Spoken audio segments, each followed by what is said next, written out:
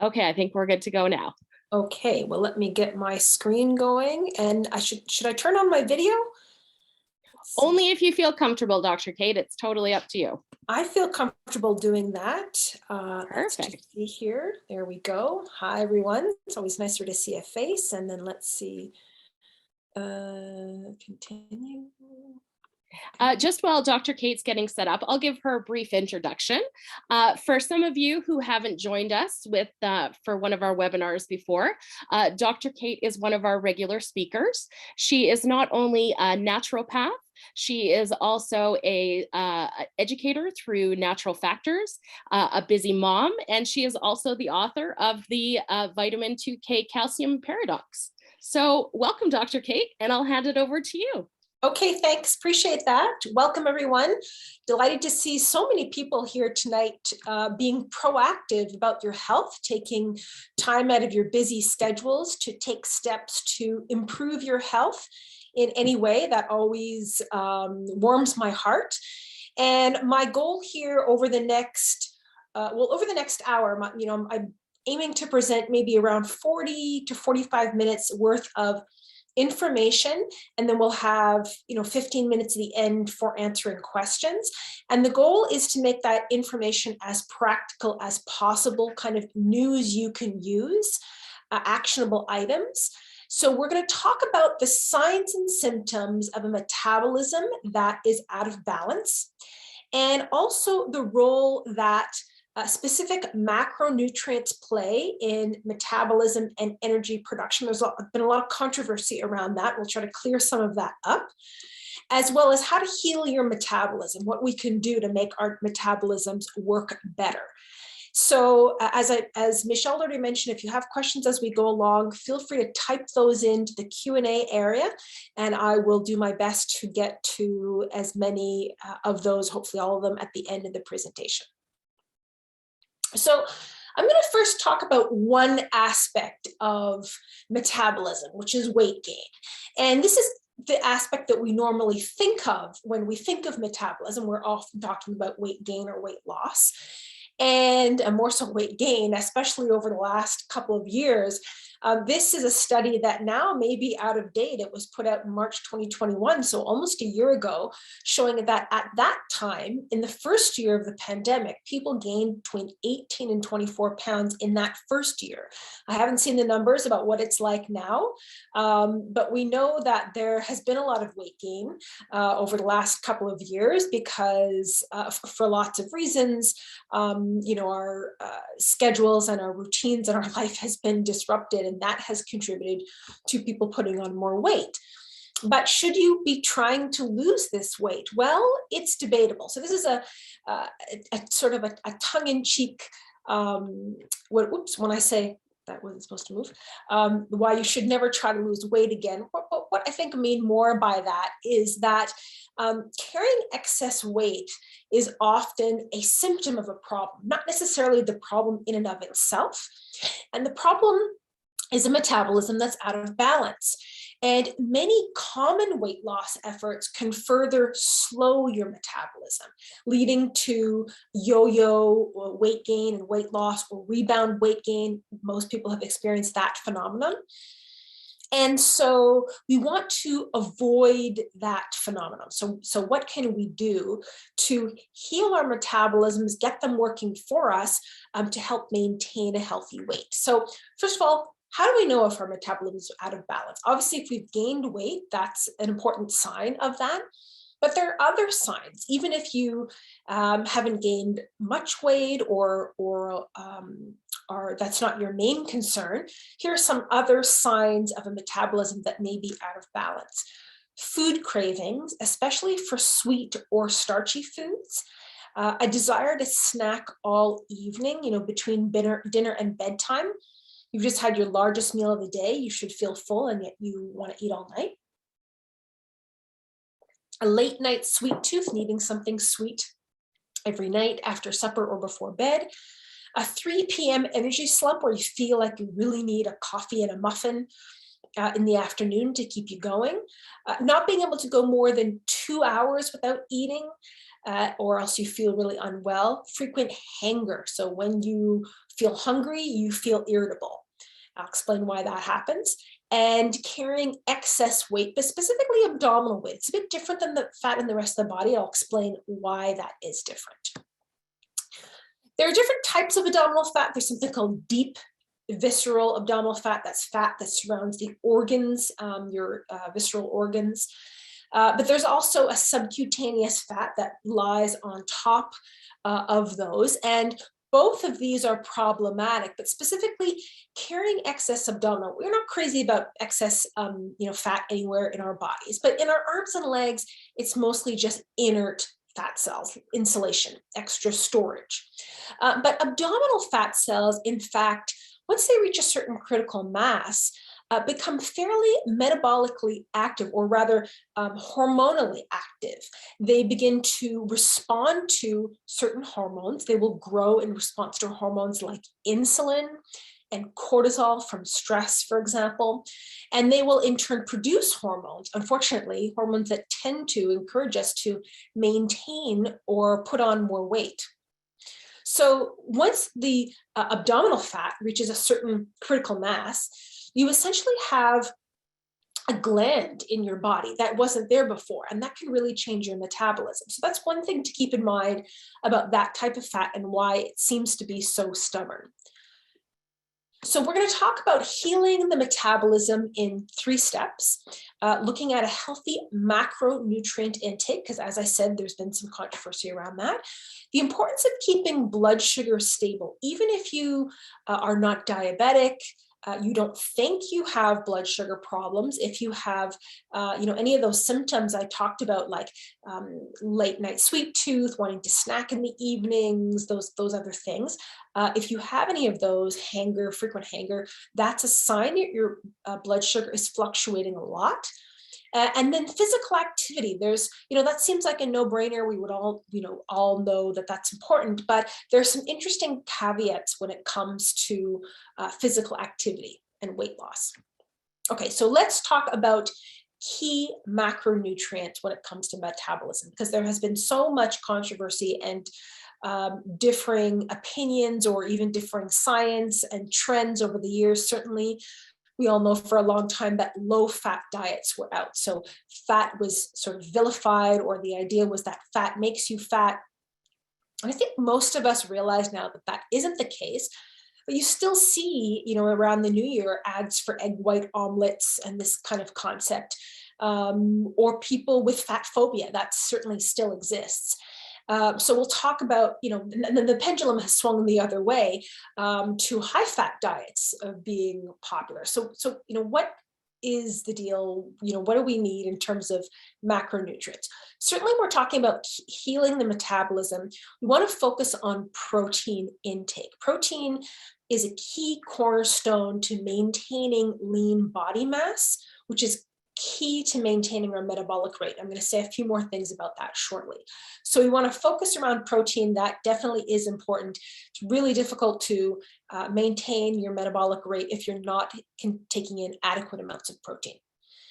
Next is fiber. This is often overlooked.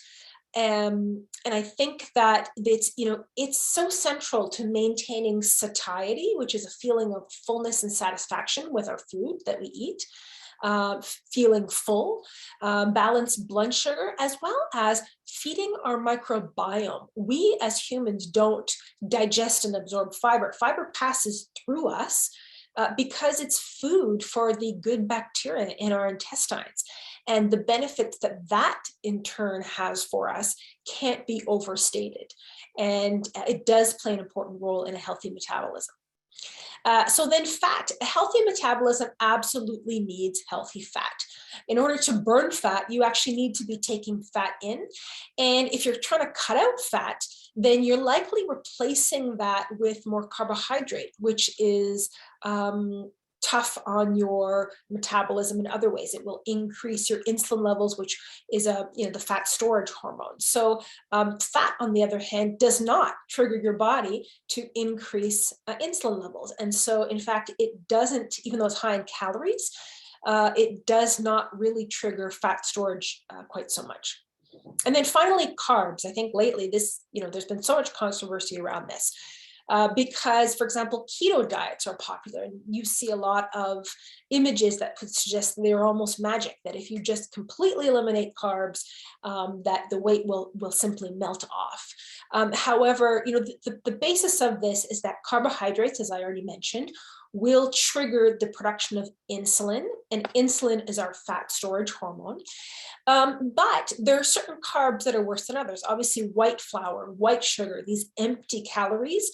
Yes, there's really not a lot of use for those in a healthy diet, and they really are a tough thing on your metabolism. However, that doesn't mean you have to throw the baby out with the bathwater or completely do away with all carbs altogether. I found that for most individuals, then a certain amount of carbs and the right types of carbs, slow carbs like brown rice, I show here, for example, things like sweet potatoes, whole vegetables, they absolutely can be part of a healthy diet. So this is, well, I guess I really just touched on this. Should you go keto? Should you follow a ketogenic diet? Well, people absolutely can survive without carbohydrates. As I just mentioned, they can be part of a healthy diet. Lower carbohydrate diets will often help heal your metabolism a little bit more quickly.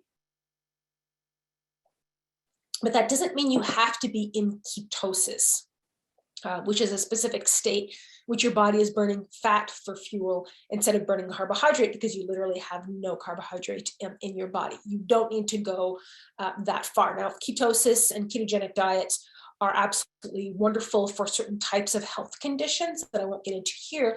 Strictly when it comes to weight loss, you don't need to go to that extreme to heal your metabolism or maintain a healthy weight.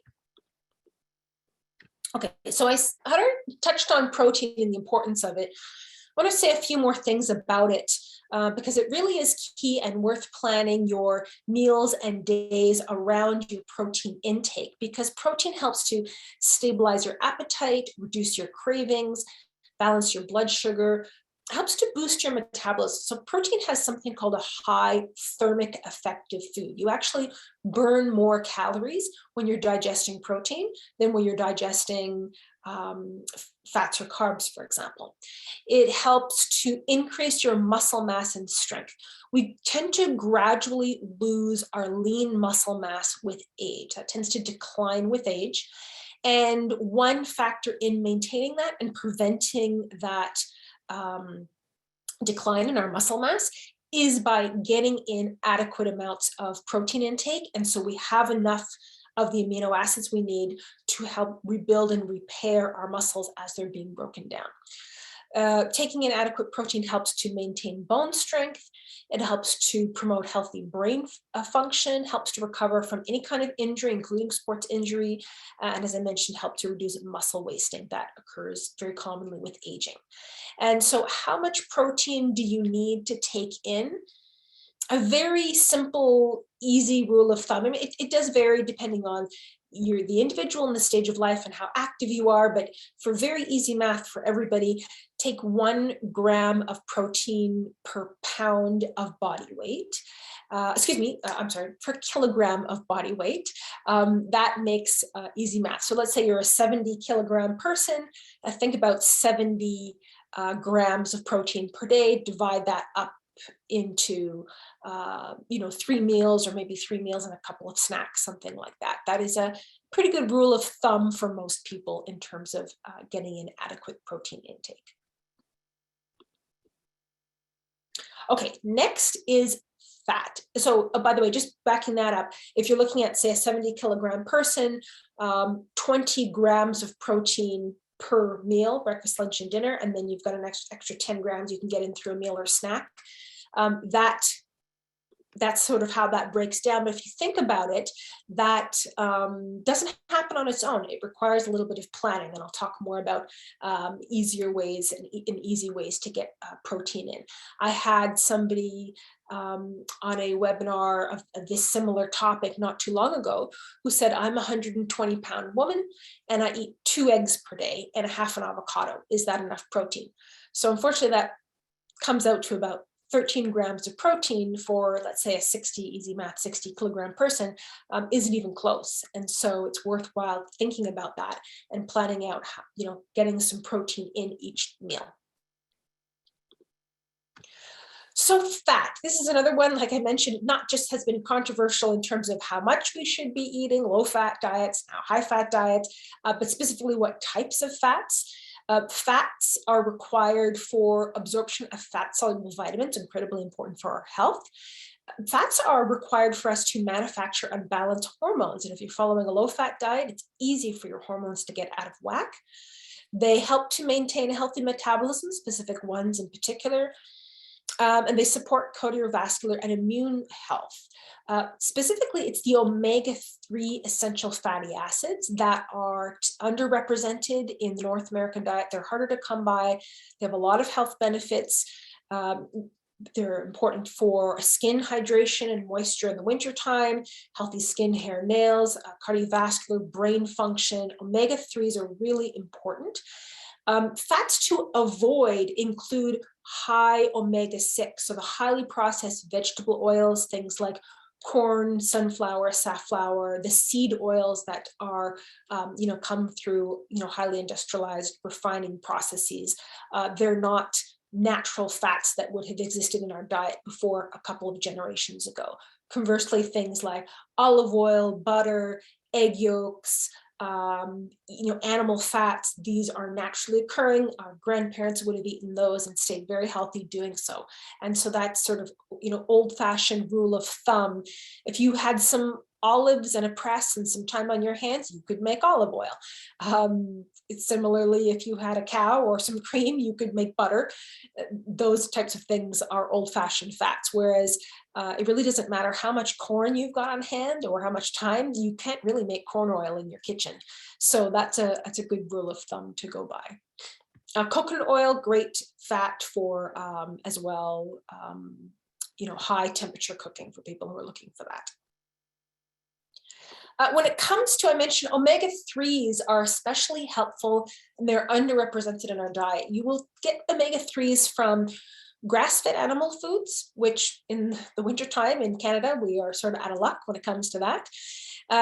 Or deep cold water fish, the smash fish, salmon, mackerel, anchovies, sardines, and herring.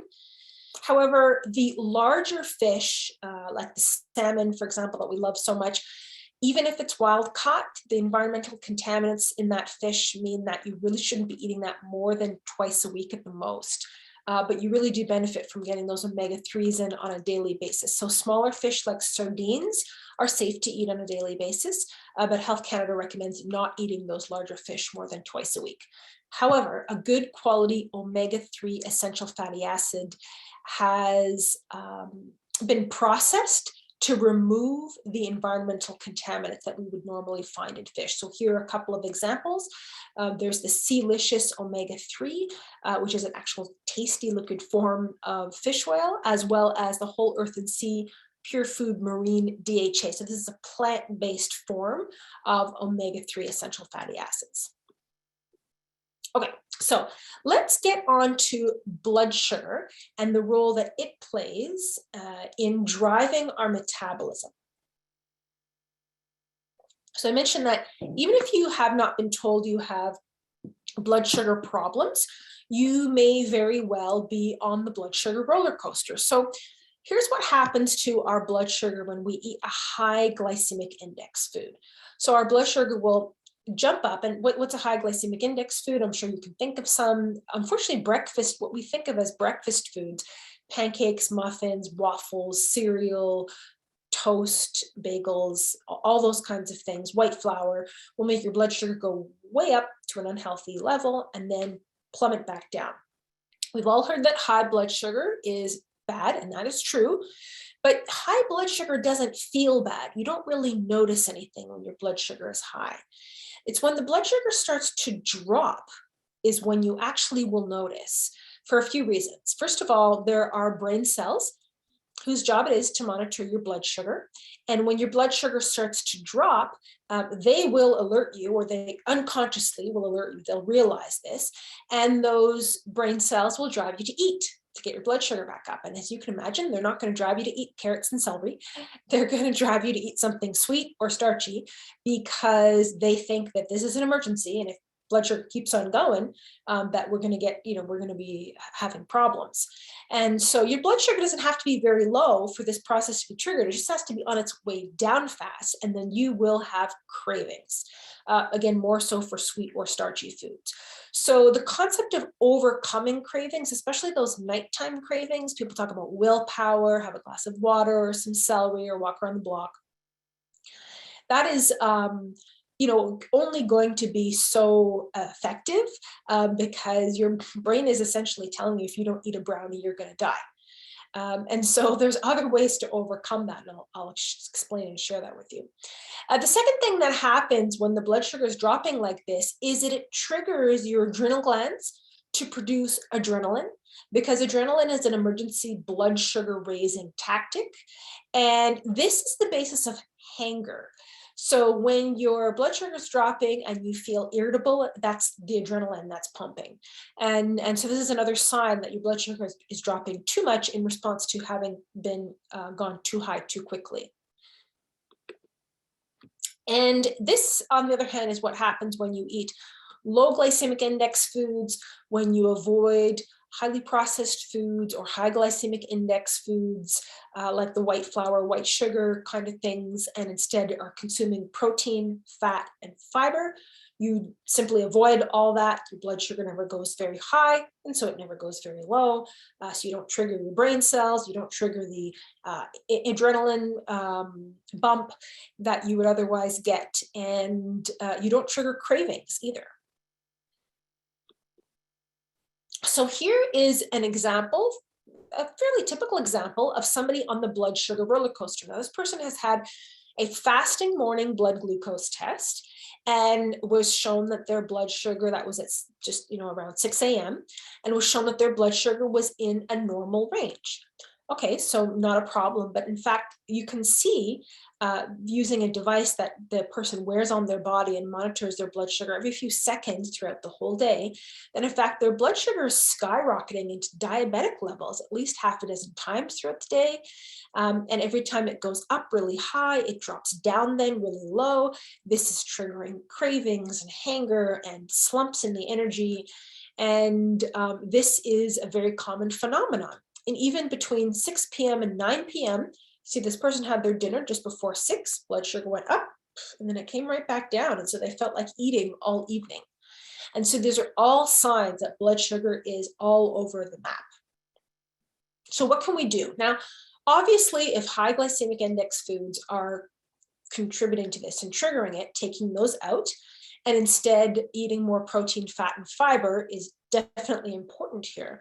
But for some individuals who are already on this cycle, it can be extremely difficult just with food alone to flatten the blood sugar enough to release yourself from those cravings, which ultimately drives the process, and all the other symptoms that come along with it. It can be difficult to start that process and stick with it. But there is a hack or a tip or a tool, a secret weapon that you can use to stop this cycle, which can make a really big difference in these changes. So here are the baseline blood sugars on the left-hand side of a 46-year-old female weighing 230 pounds at 5 feet tall.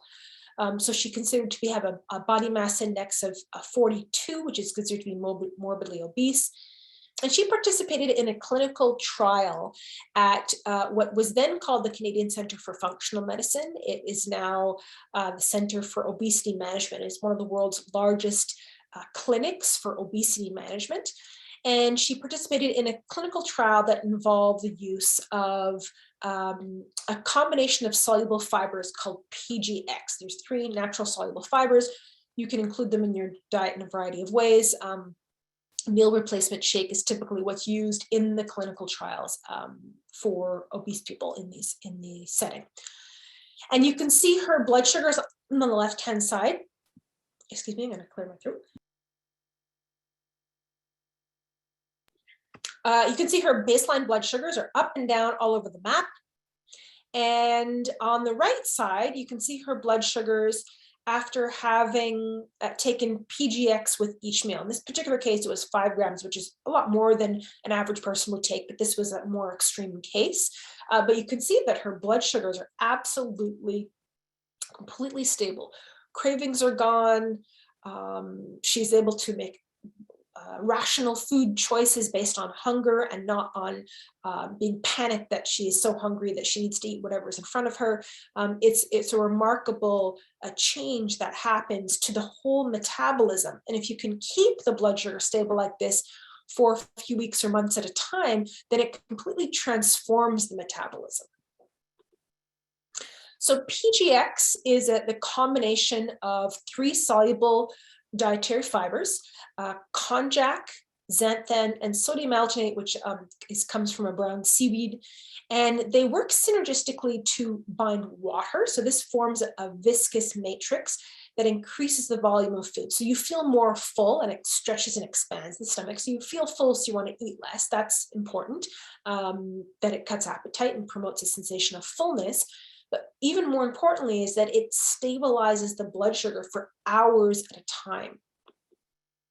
And so there have been many clinical trials involving thousands of participants with PGX, and knowing that adding it to your meals can help to curb food cravings, that helps to reduce the daily caloric intake, leading to healthy, sustainable weight loss, regulating blood sugar levels, reducing the glycemic index of any food by up to 50%, and helping to restore insulin sensitivity. This is a key factor for many people, especially people who are struggling with abdominal fat, that is often associated with something called insulin insensitivity. And PGX can help to reverse that. It's also been shown to help lower cholesterol levels. So here's an example of somebody who participated in a clinical trial involving PGX meal replacements. And this is a 32-year-old female weighing 206 pounds. She had a body mass index of 34. She was frequently eating fast food and unhealthy snacking because she was eating at the mercy of her cravings because of her, as you can see, erratic blood sugar that's right up and down. And then here is after following the program. Now everybody oohs and ahs at the picture on the right, because it's obvious she's a lot slimmer. She's lost 18 pounds, which is wonderful. But actually it's the picture on the left where you can see that her blood sugar levels are much more stable. And this is why the weight loss has occurred. This is what has made it easier. She doesn't have to fight cravings, because once the blood sugar stabilizes, those go away. And this makes it much easier and simpler to lose weight. So the PGX is available in a capsule form, in a granular form that you can sprinkle on your food, or what was used in, typically is used in the clinical trials, like from the participant cases that I showed you, is a meal replacement. And so the meal replacements include protein, 22 to 25 grams of protein per serving, depending on the formula. The PGX fiber that helps to make you feel full, satisfied, stabilize blood sugar, as well as vitamins and minerals. So everything that you need. Health Canada has certain requirements to refer to something as a meal replacement. You have to meet all these criteria to be a complete meal in just 225 calories. And so this is a simple way to replace 1 or 2 meals per day to help to get all of the benefits I've been talking about in an easy way. So the Real Easy comes in a whey-based protein formula in chocolate, vanilla, and strawberry, or for people following a vegan or plant-based diet or who prefer plant-based protein, there's a vegan meal replacement in a chocolate and vanilla. So how this is used is for people who are looking to lose weight, or they're looking to just cut that sweet tooth, that evening craving, snacking issue, helping to bring blood sugar levels to normal, helping to lower cholesterol. And it can be used, it's quite flexible. And as I already mentioned here, that each serving provides either 25 grams of whey protein or 22 grams of the vegan protein, plus the vitamins, minerals, And a lot of people will ask, oh, well, why would I use a meal replacement? Shouldn't you just, eat real food? And as I was saying before, yes, that is, you could say that that's ideal, but yet for many people, they find it really difficult, especially initially, just with healthy food choices. When that blood sugar is up and down the way it is, it can be really difficult to fix that just with food choices. And specifically, brain scientists who study the psychology and physiology of weight loss have shown that when people looking to trim down use meal replacements to reduce calories, the brain regions that control cravings quiet down. Because you're not always wondering, what should I eat? Is this going to be my cheat day or whatever? Don't ever do cheat days. They're just sabotage. The point is, when you don't have to make choices, you know what you're going to eat. You're going to drink the shake. That's it. It makes it a lot easier. And the regions associated with self-control are much stronger than dieters that are constantly having to make food choices. And so when you consume meal replacements regularly, it's the simplicity of the diet that's one of the reasons that it's easy to stay on it and lose weight successfully. So in the clinical trials, of course, they typically follow a fairly regimented program. Most clinical trials, there have been few exceptions, follow a program that's, well, it's called as easy as 1, 2, 3. Enjoy one of your favorite meals daily. Most people pick dinner. Replace 2 meals, breakfast and lunch, with a real easy shake, and then have your own 3 snacks. Now that is typically what's followed in the clinical trials. However, you don't have to do it that way. Many people will just replace 1 meal. Breakfast is nice if you're on the run, or lunch if you are at an office or in a setting where you would otherwise be eating out. Replacing lunch is a great way to go, and it still has the same benefits. Obviously, if you're taking it twice a day, you will lose or get the benefits twice as fast, but it still has those benefits, and so it's quite flexible.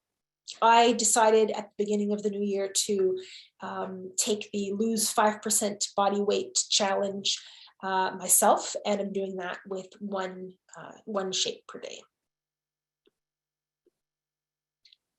So because PGX is a fiber, it sometimes the first few days you take it, there may be changes to your digestive process. It's possible for some individuals to experience gas, bloating, or changes to bowel movements in the first few days when the microbiome is adjusting to the new and extra fiber. That's not uncommon.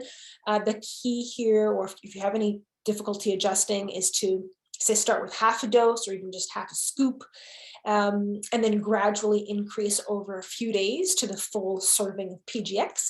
Make sure you drink plenty of water throughout the day. For some individuals, they might want to supplement with probiotics. That's more beneficial bacteria, top up the good bacteria to help them process fiber. As well as for people who experience gas or bloating, carminative herbs such as fennel, anise, and caraway are nice for alleviating any symptoms of gas or bloating. But typically most people within a few days, that sort of processes, and then regularity actually becomes an advantage or an added feature. And for individuals who, it's not that common, but experience constipation, vitamin C and or magnesium can be helpful in addition to drinking adequate water. PGX is very safe. And for people who are taking medications, prescription medications, you can take that either 1 hour before or 2 hours after taking PGX. Just separate them. Otherwise, you'll slow the absorption of the medication into your bloodstream. But you don't need to separate supplements. And then there's one more thing I wanted to say about exercise, because I mentioned before, we know that exercise is important when it comes to maintaining a healthy metabolism. But there's a few caveats or notes that are worth making when we're talking about exercise. First of all, it's important to know that you can't out-exercise a bad diet. And so, the times when, I even remember, back in the 90s when low-fat diets were popular, and we thought that as long as we didn't eat fat, we could eat whatever we wanted. And I wondered why I could never lose weight, even though I was exercising like a maniac, because it doesn't work that way. Exercise doesn't replace the benefits of diet and vice versa. And calories in don't necessarily always equal calories out, in that people will just say, well, you just need to eat less and exercise more. You have to be cautious of that, especially if you are in a phase where you're actively losing weight. If you're eating less and exercising a lot more, your body may think that you are, there's such a big caloric deficit that you're looking for food and can't find it. And this, in some instances, may trigger a slowing of the metabolism. Now, PGX has been studied to show that people who lose weight using it will maintain their metabolic rate and maintain their lean muscle mass. So that's important to know. But the point is that if you are trimming down, don't try to concurrently be doing way more exercise. Save that for when you're in a more of a maintenance phase of your weight loss. Also be aware that cardio, so going on your treadmill, running, whatever it is you like to do, elliptical, burns energy while you're doing it, whereas building muscle burns energy all the time, even when you're sleeping. So strength training is a really important part of maintaining your lean muscle mass, which is an important part of maintaining your metabolism.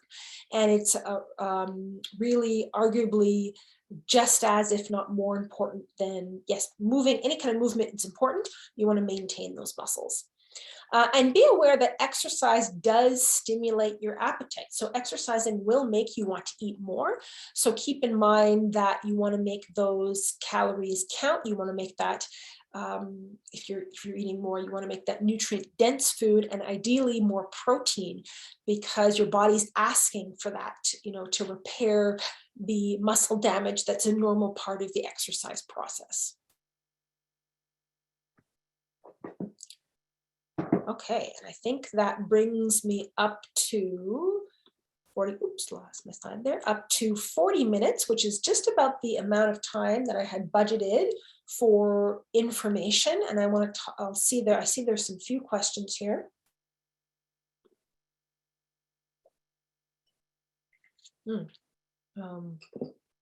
Okay, so two questions that are, two different questions that are essentially the same one. So Real Easy available in capsules. Can you explain that a bit more? So a PGX is available in three formats, this combination of soluble fibers. It comes in, well, the meal replacement shakes that you can see here, the Real Easy, that includes the protein, fat, fiber, and vitamins and minerals. That is also, PGX is also available just on its own. So just the soluble fiber in either a granular form that you could sprinkle on your food or mix into water or juice or anything, yogurt, or in capsules. The capsules are called PGX Daily Capsules. And absolutely, that is something that can be taken now. Because you're looking at capsules, usually you have to take between 3 and 6, depending on the individual and how much filling effect you want. That is an option, 3 to 6 capsules, 1 to 3 times per day, depending on how full you want to be. So yes, that is an option. I have had people report that with the capsules, they find sometimes it takes them longer to adjust, rather than a day or two to adjust to any side effects with the fiber. For some individuals, that can take longer. So just be aware of that with the capsule, but it is a possibility. I prefer, if you aren't looking for a meal replacement shake, or if you make your own shakes, really like the granules that that can come in individual sachets if you want to add that to your own shake or your own food. Question, do you know how many servings per container? Ooh, good question. We'd have to do the math very quickly on that. I thought it was about 25, but let's see if we'll do the math on how many servings per container, Maureen, and get back to you. Okay, there are questions as well, I think. Hold on in the chat.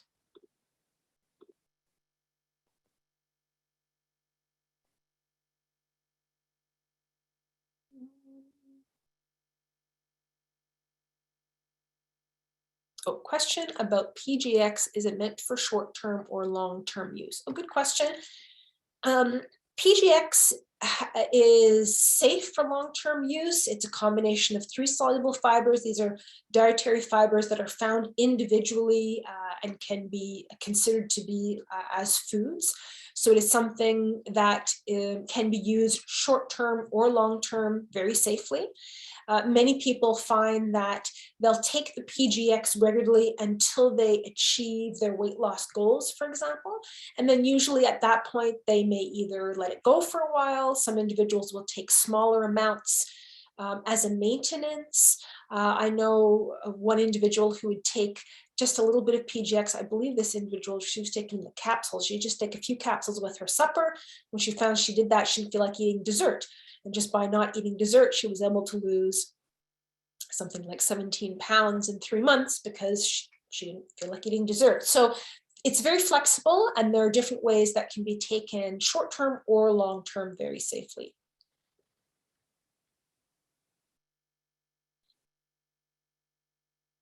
Okay, I think that's the questions in the chat. Here we go. Oh, here's one in the Q&A. Can you mix fruits and veg with the meal replacement like a smoothie? Yes, definitely. You can mix it up as you would a smoothie. Now, PGX will tend to, because it absorbs water, it tends to thicken.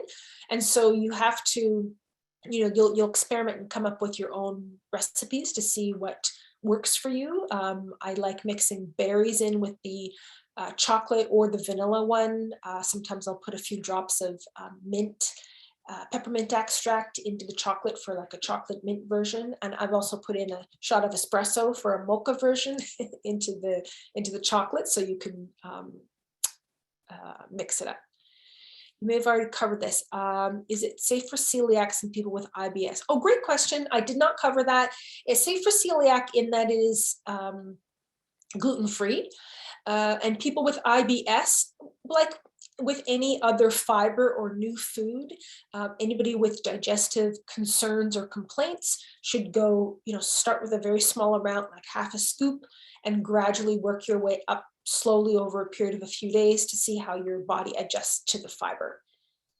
Any water intake recommendations with PGX? Yes, definitely. So PGX works by absorbing water. That's how it achieves the sort of viscosity or filling effect. And it's recommended for every serving of PGX, you consume at least 1 extra 8-ounce glass of water. This would be on top of presuming that you're having 8 glasses of water per day, but go according to your thirst as well. You may find yourself more thirsty, in which case drink more water. If you're not feeling full enough after taking PGX, or if you're feeling any kind of constipation, then drink more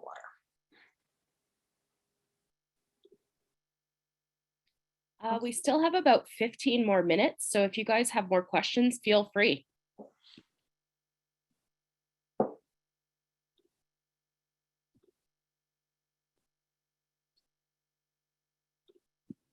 We've got a question in the Q&A section, Dr. Kate. Oh, thank you.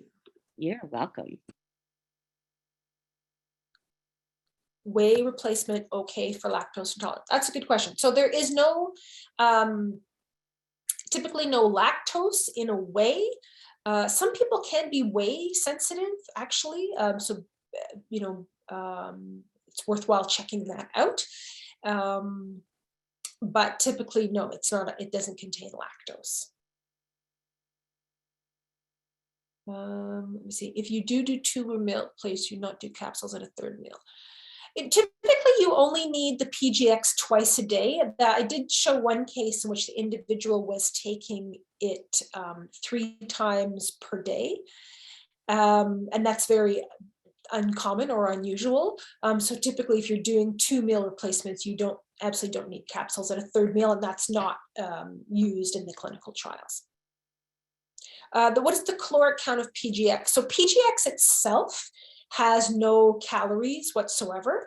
The meal replacement, for example, the Real Easy, typically the full serving of the 2 scoops with 25 grams of protein is about 225 calories per meal.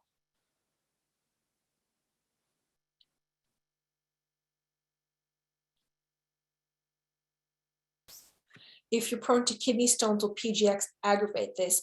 No, if you the only contraindication here is if you have any water restriction intake. For some people with certain types of kidney disease, kidney stones not typically one of these, but if you have any kind of kidney disease that requires fluid restriction, then do speak to your doctor before taking PGX, because as we mentioned, PGX works well when you can drink a lot of water with it. And so if if that's contraindicated for you, then do speak to your doctor about whether PGX is right for you.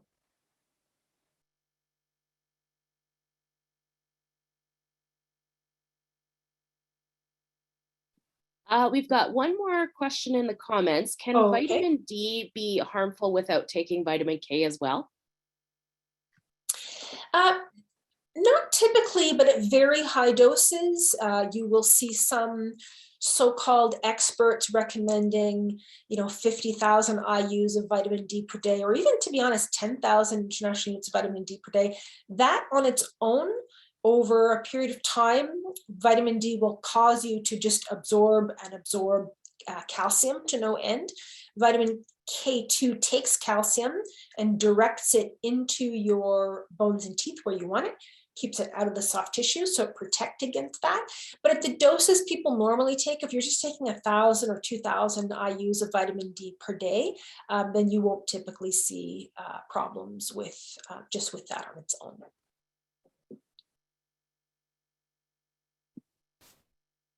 Perfect. Did we have any other questions?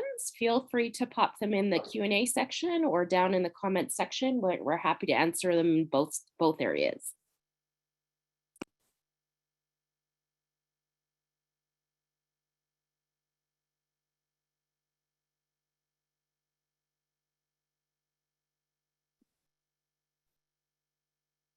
No more questions?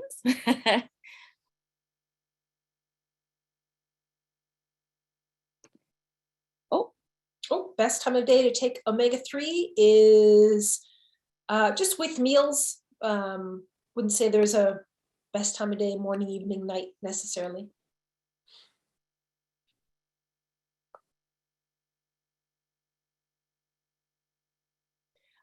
Dr. Kate, I actually have a question about the supplements or the using the meal replacements. Mm-hmm. Is there anything you should avoid putting in your smoothie that could counteract or that isn't beneficial with the Real Easy? Oh, great question. Not that I can think of off the top of my head. The only thing I would say that is nice to add in is a little extra fat.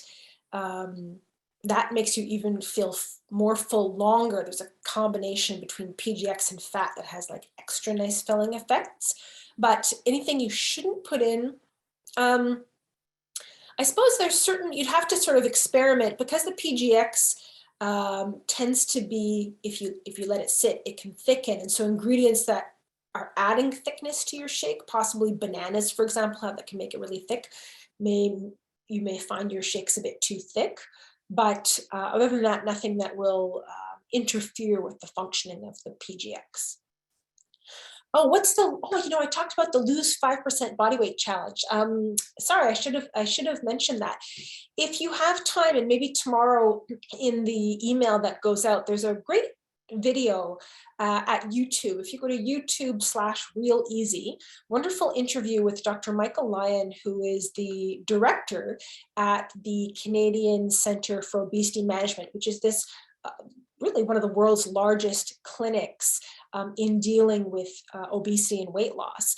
And he talks in this video about the benefits of just losing 5% of your body weight. It's not a lot, it's quite manageable.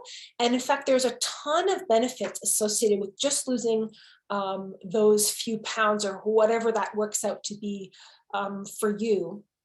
And so that is something that's worth trying. You don't have to lose a ton of weight to be healthier, to heal your metabolism.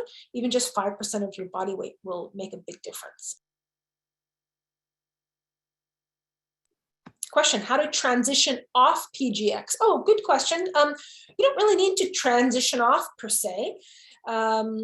If you feel like you are at a body weight, or you've achieved your goals in terms of your metabolism, maybe your goal was just to get your cravings under control or take away that nighttime sweet tooth, and you feel like you've got there, you can just stop taking it.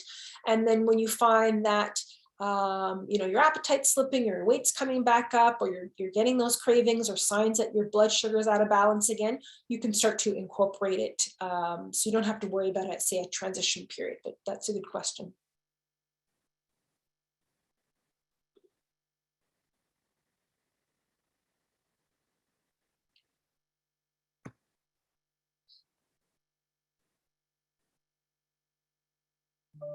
Anything else?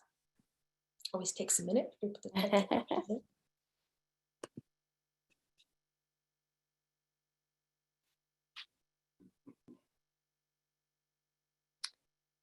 I don't see any more questions coming in. Dr. Kate, is there anything else you'd like to add? We've got a few more minutes left. If not, we can always end our webinar early if we don't have any other questions. No, I think that's it. Yeah, off the top of my head, that is the main information that I want to share, and just to say that I've seen a lot of success with this program over the years.